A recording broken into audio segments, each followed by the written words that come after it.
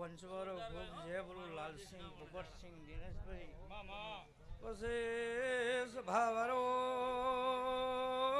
લાલસિંહ દરબાર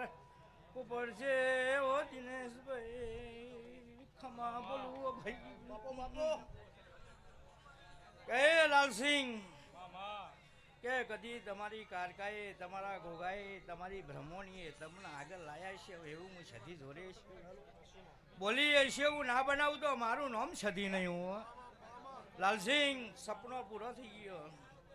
અને જગતમાં ડંકો વગાડી દીધો પણ તમારો ગોગો